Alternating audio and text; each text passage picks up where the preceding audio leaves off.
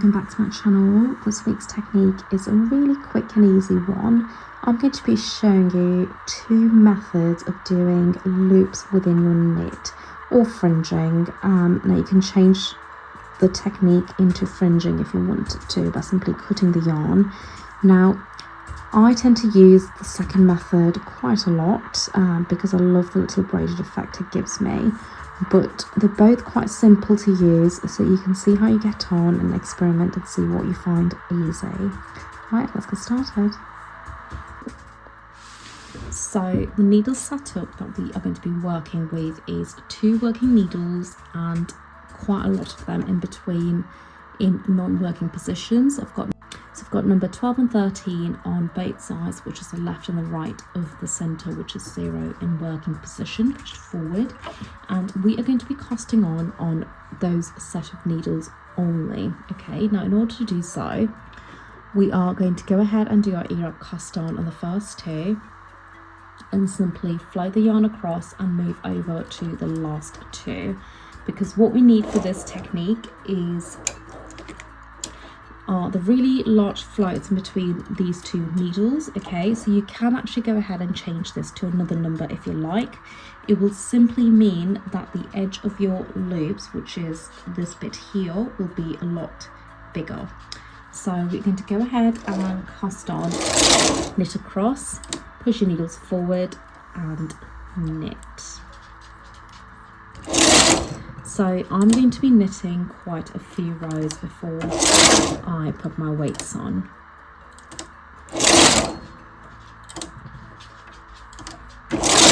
My tension for this is quite low, so I'm working with tension 4. And for the weights, I will be using these hanging weights with a really small rubber weight, and I'll place it in the center here. Okay, now I'm going to knit quite a few rows, so you can pick the number you'd like to work with.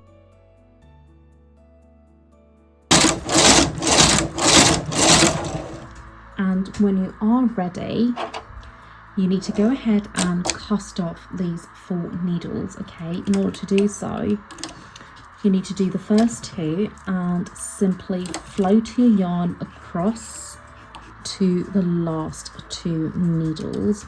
Now if you want a better understanding of this technique, which is casting off, you can go ahead and check out my mini knit series on Instagram. I'll post a link below. When you get to the last one, make sure you tie a knot.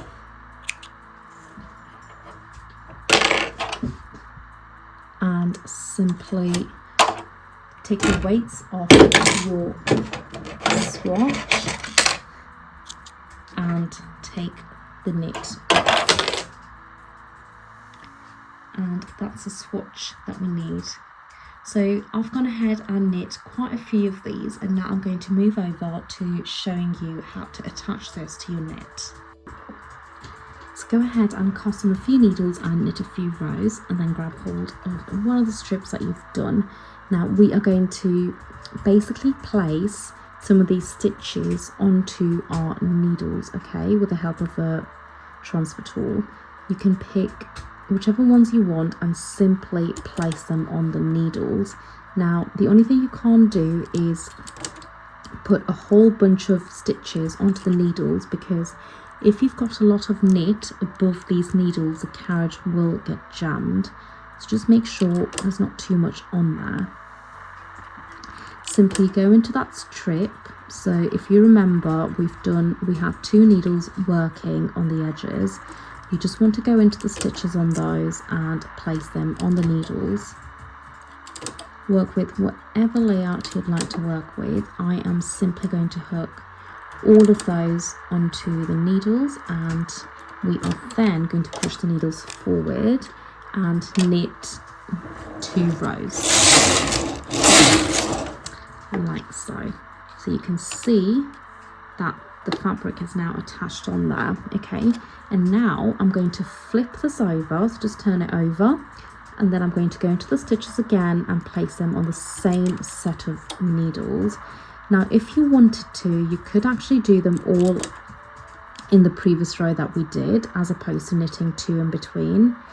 but I just find this slightly easier for me. So you can just experiment and see what you find works best for you. Now there's many ways of doing fringing on knit, and this is just simply one of them. So do again experiment with different ways of working with the same technique.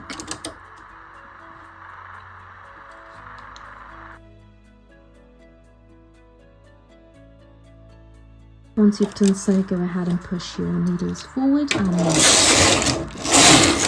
couple of rows again. And that is your fringing on the swatch.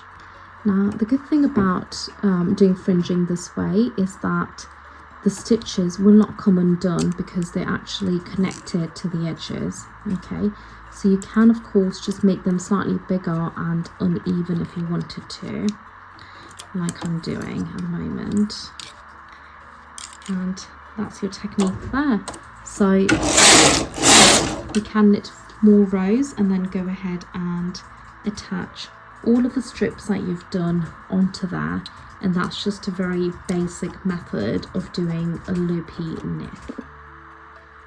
So the second method of doing loops is simply pushing your needles forward. So I'm just going to push a selection forward, and I'm going to grab hold of another cone of mercerized cotton, which is this one for me, and I'm going to be basically wrapping these needles with 4 ends of yarn. Okay, so I'm simply going to start by putting the end on here or tying a knot on the clamp. Okay, my finger goes below the needle and I'm going to e-wrap around these needles whilst holding the yarn wrapped around my finger down here. I'm going to put my second finger here and wrap it around the needle. So I'm just gently holding the loop down with my fingers. Now, you can't quite control the size of the loops with this technique, so you're just going to have to try and get the size right whilst holding it down with your finger. So if you're not too fussed about the length of your loops, this technique should work just fine. So once you've done so, just go ahead and hold the loop to the back and knit across.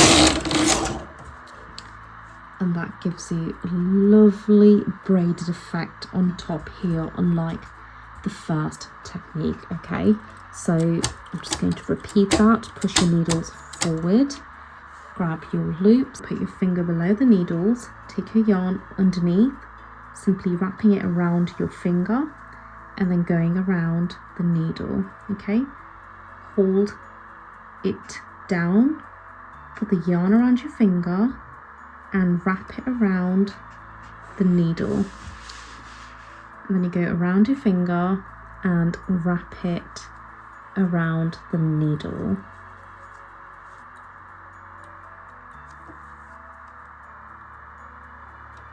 Now it looks a little bit time consuming, but it really isn't. So once you get the hang of the technique, you should be able to do it fairly quickly. So you just do so and then you go ahead and knit.